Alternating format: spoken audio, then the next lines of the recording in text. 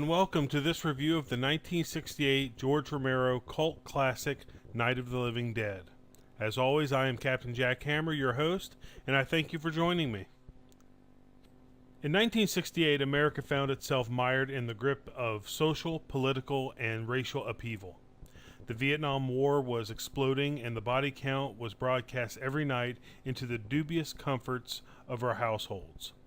Generations were clashing, seeing each other as the enemy. Battle lines were being drawn over the color of a person's skin or the length of their hair. Heavy stuff, huh? And you're probably saying, Captain, what does this have to do with the movie? Well, you'll see. During this time, B-movies reigned supreme, churning out of Hollywood faster than Japan can churn out Pokemon cards. One of those B-movies, a small black and white venture from John Russo and George Romero, would go on to become one of the most influential and important horror films of all time. It would become legendary as a film that not only started an entire subgenre, but also accurately and without apology mirrored all the strife that those times had to offer. That film was Night of the Living Dead. The movie's plot is simple enough. A young woman named Barbara, played by Judith O'Dea, and her brother visit their father's grave at a cemetery in the rural backwoods of Pennsylvania. The first hint of socio-political commentary this film has to offer takes place in the first few minutes, as Barbara's brother mocks her dutiful prayer, scoffing at the notion of church or God. For 1968, this was pretty risque stuff. Within minutes, they are attacked by a zombie, which kills her brother. Soon, Barbara is pursued by several zombies, eager to consume her warm, tasty flesh. She takes shelter in an old farmhouse, and soon our heroine has company. The film's hero, Ben, played by Dwayne Jones. He arrives on the scene also seeking refuge in the farmhouse. Ben was unlike anything ever seen in Hollywood at that point. He was black, and standard convention advised against having a black man as your main hero. To compound things, he wasn't a suburban black man. Nope, this brother was from the streets, and he let the viewers know it.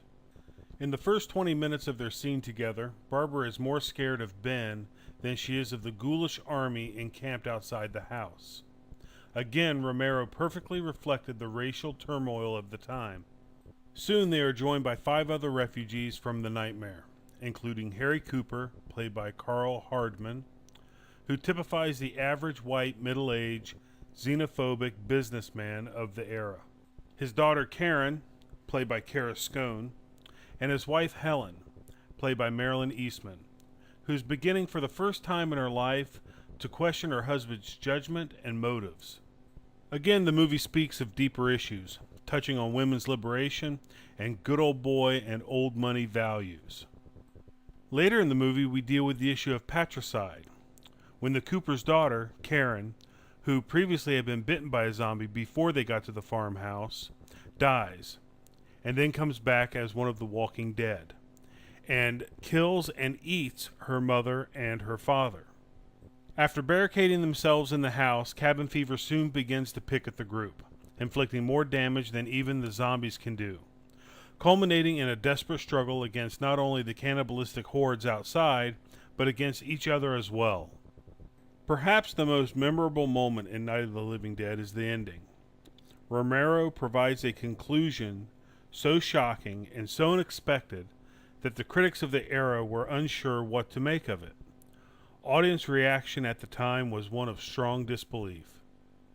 Another interesting aspect of Romero's zombie mythos is that no firm explanation for the dead rising and eating the living is ever given.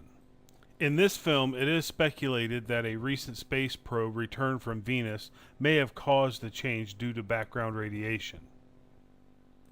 It's important to remember that at the time, America was in the grip of a nuclear war fever, and the dangers of radiation were on everybody's mind. Night of the Living Dead truly deserves the praise and acclaim that has been showered upon it over the past few decades. There have been many sequels and remakes of the movie, and most of them are good. However, the 1990 remake, which was done in color, I consider to be an abomination. Sorry, Tom Savini. If ever a horror movie were a masterpiece, this one is it. An important milestone in cinematic history and proof of what independent filmmakers can do. Night of the Living Dead is the seminal zombie movie, and I give it a 10 out of 10. Thank you for watching. I'm Captain Jackhammer, and I will see you next time.